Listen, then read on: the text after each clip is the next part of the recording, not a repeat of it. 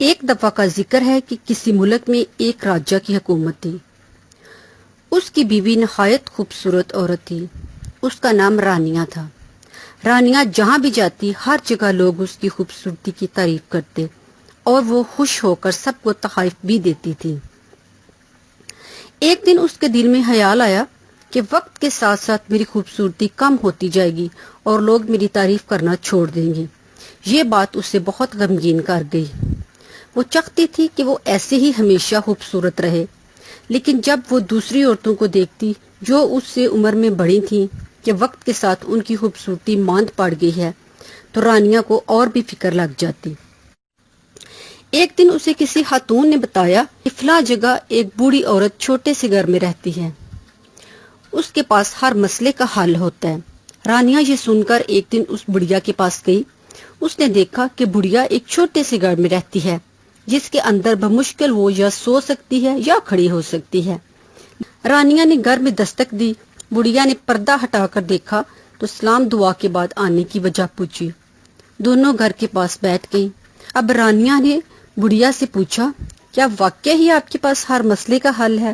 کیونکہ آپ کے بارے میں یہی مشہور ہے۔ اس بڑھیا نے کہا، بیٹا، جس کا مسئلہ ہوتا ہے اس مسئلے کا حل بھی اسی کے پاس ہوتا ہے، بس اسے دکھائی نہیں دیتا، میں تو صرف مشورہ دیتی ہوں۔ تم بتاؤ کیا مسئلہ ہے؟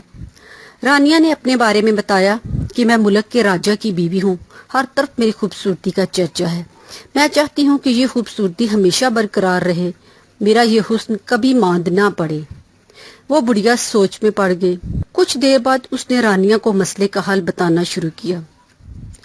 اس نے کہا، تم ایک کام کرو، تم ایک وقت کا کھانا جس میں سب کچھ ہو، وہ جو تمہارے دسترخوان پر ہوتا ہے، لے کر فلاں بستی میں چلی جاؤ، وہاں سب کے سامنے بیٹھ کر کھانا کھانا، اگر کوئی مانگے تو نہ دینا، اور اگر کوئی بچہ بھی بار بار مانگے تو اسے ڈانٹ دینا، لیکن اپنا کھانا کسی کو نہ دینا، اور ساتھ ایک بیوقوف کے بارے میں مجھے بتانا۔ رانیہ نے پوچھا، مجھے کیسے پتا چلے گا کہ کون بیوقوف ہے؟ تو بڑھیا نے بتایا کہ جو تم سے کھانا مانگے گا، چاہے وہ کوئی بڑا ہو یا بچہ، وہ بیوقوف ہوگا اور مجھے اس کے بارے میں ضرور بتانا، اور ایسا تم نے مسلسل 5 روز کرنا ہے، پھر تم دیکھنا تمہاری خوبصورتی ہمیشہ ایسے ہی رہے گی۔ لوگ تمہاری تعریف نہ صرف تمہارے منہ پر بلکہ تمہارے بعد بھی کریں گے، یہاں تک کہ تمہارے مرنے کے بعد بھی لوگ تمہارے حسن کو نہیں بھولیں گے، لیکن 5 روز ایک بیوقوف بھی ضرور ڈھونڈ کر بتانا، اور وہ انہی بستی کے لوگوں یا بچوں میں سے ہو۔ رانیہ یہ سن کر بہت خوش ہوئی اور اگلے دن کھانا لے کر جو بستی بڑھیا نے بتائی تھی وہاں پہنچ گئی۔ کیا دیکھتی ہے کہ وہ انتہائی غریب لوگوں کی بستی ہے جو ایک بڑے سے جانوروں جیسے باڑے میں رہتے تھے۔ رانیہ گھر سے ایک میز ساتھ لائی تھی۔ وہ ایک جگہ کھڑی ہو گئی اور کوئی 10 قسم کے تھوڑے تھوڑے کھانے نکالے اور میز پر رکھے۔ ان کھانوں کی خوشبو ماحول میں ارد گرد پھیل گئی۔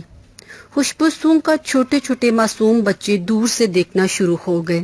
جتنے بچے ہیں ان کے بدن پر نہ تو کوئی لباس تھا اور نہ پاؤں میں جوتا، لیکن کسی نے بھی کھانا نہ مانگا۔ اس نے واپس بڑھیا کو جا کر بتایا کہ آج پہلے دن میں نے کھانا کھا لیا ہے، لیکن کسی نے نہیں مانگا اور مجھے وہاں کوئی بیوقوف نہیں ملا۔ اس بڑھیا نے کہا، چلو باقی 4 دن کوشش کرنا۔ رانیہ نے دوسرے اور تیسرے دن بھی ایسے ہی کیا، تو کیا دیکھتی ہے کہ تیسرے دن وہ سب بچے اس کی میز سے تھوڑے سے فاصلے پر بیٹھ گئے ہیں، لیکن کسی نے کھانا نہ مانگا۔ اس نے پھر بڑھیا کو بتایا کہ کوئی بیوقوف نہیں ملا۔ اسی طرح چوتھے دن بچے میز کے ارد گرد بیٹھ کے اور حسرت سے کھانا دیکھتے رہے۔ رانیہ جب بھی کھانے کا نوالا منہ میں رکھتی تو بچے اپنے منہ کو ایسے بناتے جیسے وہ بھی کھانا کھا رہے ہیں، لیکن انہوں نے رانیہ سے کھانا نہ مانگا۔ رات کو رانیہ جب کھانے کی میز پر بیٹھی تو اس کی نظروں کے سامنے وہ بچے آ رہے تھے جو اس کے کھانے کو خیالی طور پر کھا رہے تھے۔ رانیہ کے دل کو ایک بے چینی سی ہوئی، اس نے کھانا چھوڑ دیا اور سو گئی۔ 5ویں دن جب وہ کھانا لے کر اس بستی میں پہنچی تو آج سب بچے اس کی کھانا نکالنے سے پہلے ہی اس کی میز کے ارد گرد کھڑے ہو گئے۔ سب کی آنکھوں میں معصومیت اور ہونٹوں پر ہلکی ہلکی پر امید مسکراہٹ تھی۔ آج رانیہ کا دل کھانا کھانے کو نہیں چاہ رہا تھا، لیکن وہ اپنی خوبصورتی کو برقرار رکھنے کے اس راز کو پورا کرنا چاہتی تھی۔ آج بھی اس نے سارا کھانا کھا لیا لیکن کسی بچے نے کھانا نہ مانگا۔ اس نے بچوں کو بتایا کہ میں کل سے نہیں آؤں گی، میں نے یہاں 5 دن آنا تھا، آج 5 دن پورے ہو گئے ہیں۔ اس نے دیکھا کہ بچوں کے چہروں پر مایوسی چھا گئی ہے، ایک تو بچوں کی آنکھوں میں آنسو بھی آ گئے۔ ان کے آنسو نے رانیہ کا دل پگھلا کر رکھ دیا۔ وہ بوجھل دل کے ساتھ واپس گھر آ گئی تو اس کے دل پر جیسے کوئی پتھر تھا، ایسے لگتا تھا اس نے کوئی بہت قیمتی چیز وہاں کھو دی ہے۔ اسے ساری رات نیند نہ آئی۔ جب وہ صبح کھانے کی میز پر بیٹھی تو اس کی آنکھیں بوجھل اور دل غمگین تھا۔ اسے لگ رہا تھا کہ وہ خود دنیا کی سب سے بے وقوف عورت ہے جس کے پاس سب کچھ ہے اور وہ پھر بھی مطمئن نہیں۔ اس کے دل سے خوبصورتی کا وہم تو نکل گیا لیکن بچوں کے آنسو اسے سکون نہیں لینے دے رہے تھے۔ اس نے راجا سے کہا کہ میں فلاں بستی میں بچوں کو روزانہ ایک وقت کا اچھا سا کھانا پہنچانا چاہتی ہوں۔ راجا نے باورچی کو حکم دے دیا کہ روزانہ بہترین لذیذ کھانا اسی بستی میں پہنچایا جائے۔ اگلے دن جب کھانا تیار ہوا تو رانیہ خود ساتھ گئی اور جب وہ وہاں پہنچی تو بچے بھاگتے ہوئے اس کے ارد گرد اکٹھے ہو گئے۔